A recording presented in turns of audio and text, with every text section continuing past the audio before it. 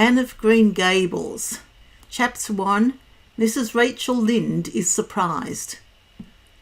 Mrs. Rachel Lynde lived just where the Avonlea main road dipped down into a little hollow, fringed with alders and ladies' eardrops, and traversed by a brook that had its source way back in the woods of the old Cuthbert place.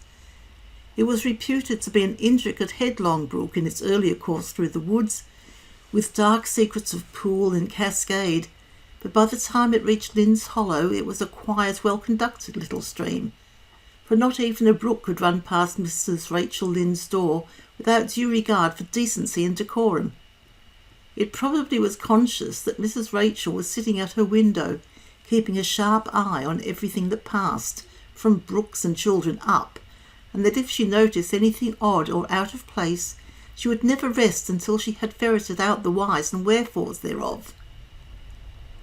There are plenty of people in Avonlea and out of it who can attend closely to their neighbours' business by dint of neglecting their own, but Mrs. Rachel Lynde was one of those capable creatures who can manage their own concerns and those of other folks into the bargain. She was a notable housewife. Her work was always done and done well. She ran the sewing circle, helped run the Sunday school, and was the strongest prop of the Church Aid Society and Foreign Missions Auxiliary. Yet with all this, Mrs. Rachel found abundant time to sit for hours at her kitchen window, knitting cotton warp quilts. She had knitted 16 of them, as Avonlea housekeepers were wont to tell in awed voices, and keeping a sharp eye on the main road that crossed the hollow and wound up the steep red hill beyond. Since Avonlea occupied a little triangular peninsula jutting out into the Gulf of St. Lawrence with water on two sides of it, anybody who went out of it or into it had to pass over that hill road and so run the unseen gauntlet of Mrs. Rachel's all-seeing eye. She was sitting there one afternoon in early June. The sun was coming in at the window warm and bright. The orchard on the slope below the house was in a bridal flush of pinky-white bloom, hummed over by a myriad of bees. Thomas Lynde, a meek little man whom Avonlea people called Rachel Lynde's husband, was sowing his late turnip seed on the hill field beyond the barn, and Matthew Cuthbert ought to have been sowing his on the big red brook field away over by Green Gables. Mrs. Rachel knew that he ought because she had heard him tell Peter Morrison the evening before in William J. Blair's store over at Carmody that he meant to sow his turnip seed the next afternoon. Peter had asked him, of course, for Matthew Cuthbert had never been known to volunteer information about anything in his whole life. And yet here was Matthew Cuthbert at 3:30 on the afternoon of a busy day, placidly driving over the hollow and up the hill. Moreover, he wore a white collar and his best suit of clothes, which plain proof that he was going out of Avonlea, and he had the buggy and the sorrel mare, which betokened that he was going a considerable distance. Now where was Matthew Cuthbert going, and why was he going there?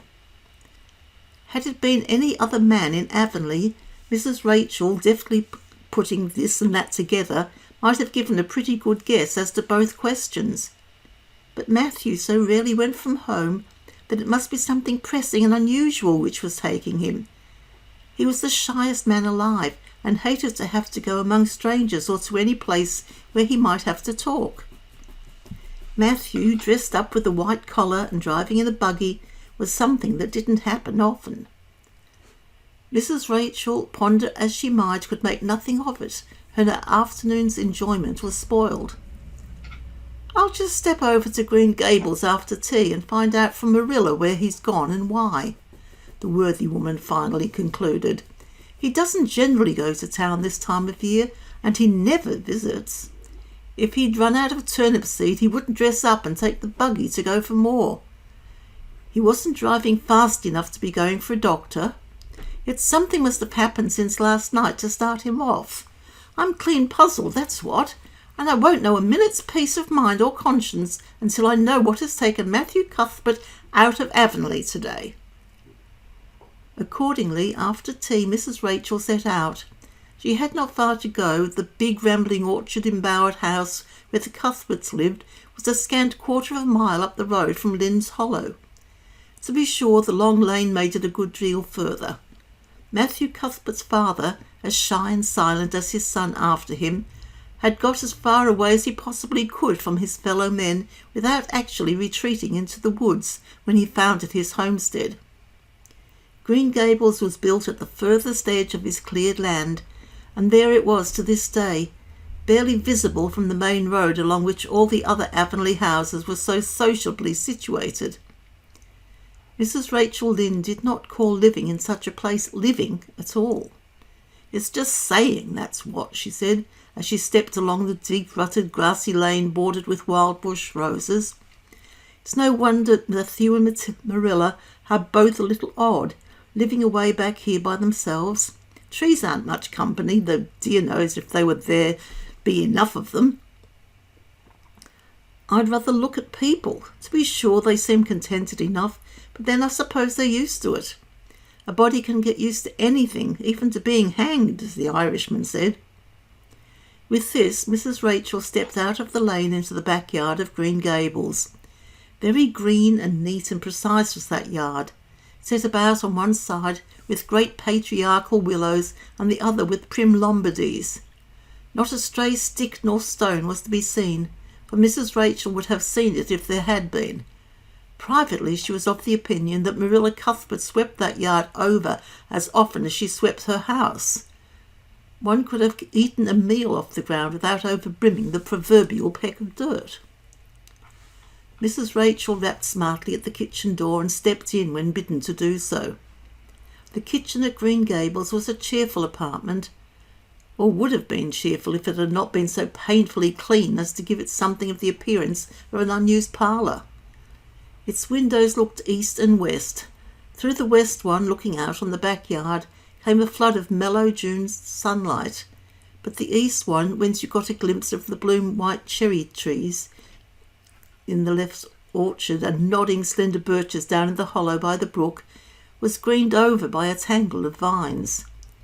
Here sat Marilla Cuthbert, when she sat at all, always slightly distrustful of sunshine, which seemed to her too dancing and irresponsible a thing for a world which was meant to be taken seriously. And here she sat now, knitting, and the table behind her was laid for supper. Mrs. Rachel, before she had fairly closed the door, had taken a mental note of everything that was on that table. There were 3 plates laid, so that Marilla must be expecting someone home with Matthew to tea. But the dishes were everyday dishes. There was only crab-apple preserves and one kind of cake, so that the expected company could not be any particular company. Yet what of Matthew's white collar and the sorrel mare? Mrs. Rachel was getting fairly dizzy with this unusual mystery about quiet and mysterious Green Gables. "Good evening, Rachel," Marilla said briskly. "This is a real fine evening, isn't it? Won't you sit down? How are all your folks?" Something that, for the lack of any other name, might be called friendship existed, and always had existed, between Marilla Cuthbert and Mrs. Rachel, in spite of, or perhaps because of, their dissimilarities. Marilla was a tall, thin woman with angles and without curves. Her dark hair showed some grey streaks, was always twisted up in a hard little knot behind, with 2 wire hairpins stuck aggressively through it. She looked like a woman of narrow experience and rigid conscience, which she was. There was a saving something about her mouth which, if it had ever been so slightly developed, might have been considered indicative of a sense of humour. "We're all pretty well," said Mrs. Rachel. "I was kind of afraid you weren't, though, when I saw Matthew starting off today. I thought maybe he was going to the doctor's." Marilla's lips twitched understandingly. She had expected Mrs. Rachel up. She had known that sight of Matthew jaunting off so unaccountably would be too much for her neighbour's curiosity. "Oh, no, I'm quite well, although I had a bad headache yesterday," she said. "Matthew went to Bright River. We're getting a little boy from an orphan asylum in Nova Scotia, and he's coming on the train tonight." If Marilla had said that Matthew had gone to Bright River to meet a kangaroo from Australia, Mrs. Rachel could not have been more astonished. She was actually stricken dumb for 5 seconds. It was unsupposable that Marilla was making fun of her, but Mrs. Rachel was almost forced to suppose it. "Are you in earnest, Marilla?" she demanded when voice returned to her. "Yes, of course," said Marilla, as if getting boys from orphan asylums in Nova Scotia were part of the usual spring work on any well-regulated Avonlea farm, instead of being an unheard-of innovation. Mrs. Rachel felt that she had received a severe mental jolt. She thought in exclamation points. A boy! Marilla and Matthew Cuthbert, of all people, adopting a boy from an orphan asylum. Well, the world was certainly turning upside down. She would be surprised at nothing after this. Nothing. "What on earth put such a notion into your head?" she demanded disapprovingly. This had been done without her advice being asked and must perforce be disapproved. "Well, we've been thinking about it for some time. All winter, in fact," returned Marilla. "Mrs. Alexander Spencer was up here one day before Christmas, and she said she was going to get a little girl from the asylum over in Hopeton in the spring. Her cousin lives there, and Mrs. Spencer has visited here and knows all about it. So Matthew and I have talked it over off and on ever since. We thought we'd get a boy. Matthew is getting up in years, you know. He's 60, and he isn't so spry as he once was. His heart troubles him a good deal, and you know how desperate hard it's got to be to get hired help. There's never anybody to be had but those stupid half-grown little French boys, and as soon as you do get one broke into your ways and taught something, he's up and off to the lobster canneries or the States. At first Matthew suggested getting a home boy, but I said no flat to that. They may be all right, I'm not saying they're not, but no London street Arabs for me, I said. Give me a native born at least. There'll be a risk no matter who we get, but I'll feel easier in my mind and sleep sounder at nights if we get a born Canadian. So in the end, we decided to ask Mrs. Spencer to pick us out one when she went over to get her little girl.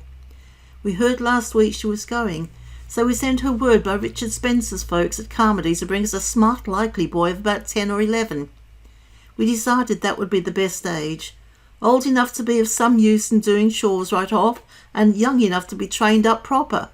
We mean to give him a good home and schooling. We had a telegram from Mrs. Alexander Spencer today. The mailman brought it from the station, saying they were coming on the 5:30 train tonight. So Matthew went to Brighton River to meet him. Mrs. Spencer will drop him off there. Of course, she goes on to White Sands Station herself. Mrs. Rachel prided herself on always speaking her mind. She proceeded to speak it now, having adjusted her mental attitude to this amazing piece of news. "Well, Marilla, I'll just tell you plainly that I think you're doing a mighty foolish thing, a risky thing, that's what. You don't know what you're getting. You're bringing a strange child into your house and home, and you don't know a single thing about him, nor what his disposition is like, nor what sort of parents he had, nor how he's likely to turn out.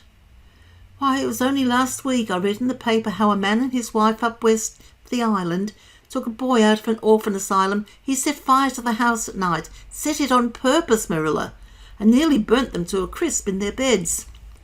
And I know another case where an adopted boy used to suck the eggs. They couldn't break him of it. If you had asked my advice in the matter, which you didn't do, Marilla, I'd have said for mercy's sake not to think of such a thing, that's what." This job's comforting seemed neither to offend nor alarm Marilla. She knitted steadily on. "I don't deny there's something in what you say, Rachel. I've had some qualms myself, but Matthew was terribly set on it. I could see that, so I gave in. It's so seldom Matthew sets his mind on anything that when he does I feel it's my duty to give in. And as for the risk, there's risks in pretty near everything a body does in this world. There's risks in people having children of their own if it comes to that. They don't always turn out well. And then Nova Scotia is right close to the island. It isn't as if we were getting him from England or the States. He can't be much different from ourselves."